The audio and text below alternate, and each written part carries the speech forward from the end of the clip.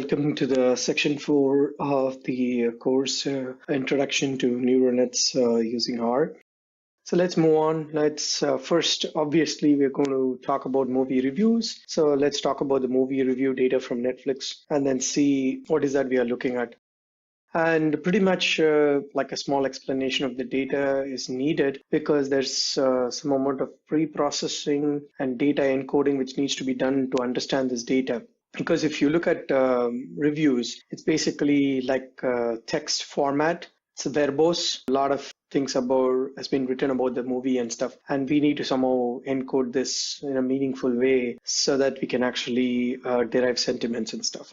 So the data sets, it's a collection of 50,000 reviews on the condition there are no more than 30 reviews per movie. So there are like 50,000 reviews for like spread across multiple movies. But we make sure the number of positive and negative reviews are equal. This is basically just to balance the data so that we don't have to do smotes and resampling and other kind of stuff. And the way it's defined is the negative reviews have scores less than or equal to 4 out of 10, while a positive review will have a score greater or equal to 7 out of 10. And neutral reviews are not included, anything falling in between. We'll just not really worry about it. We just want to have a sentiment of positive or negative. And these 50,000 reviews are also divided evenly into training data set and the test data set. And let's a little bit talk about the data itself and how the encoding would actually happen, because it's a bunch of text, but we wanted to do an encoding so that we can actually represent the entire movie set in a meaningful way. And the way it's done is the data set actually consists of 50 movie reviews, and there is a label. So it's supervised learning, labeled positive or negative.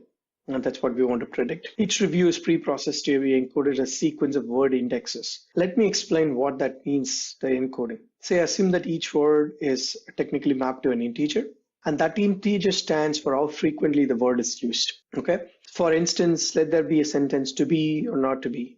Then the mapping of the word are as follows. To would get a number 5, be would get a number 8, or would get a number 21, and not would get a number 3. What does it even mean? It actually means the above mapping means that not is the top third frequently used word, and then or is the top 21st frequently used word among all the reviews we have considered and stuff. And it's basically just stack ranking based on the frequency with which a particular word appears in the entire data set. So in other words, and then we basically encode based on this. I assume it's clear, straightforward with this example. The above sentence would be encoded as 5, 8, 21, 3, 5, 8. So when you look at the data, which we'll basically be looking at it, it'll be like a bunch of numbers, but it's all been mapped or encoded based on what we see. So that's the basically. So in this way, you're actually converting a text data into more like a numeric data, and it's much more easy to handle in terms of neural nets and stuff. And it makes things much more, scalable as well.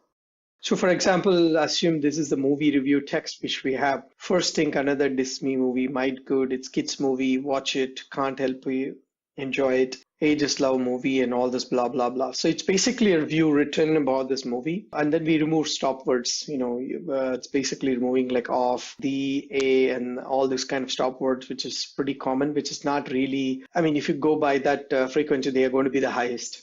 And they're not really adding any meaningful value to the actual sentiment of the movie, whether it's positive or negative. And you can see the movie that can be encoded into what we see at the bottom. The data transformation basically happens at the bottom.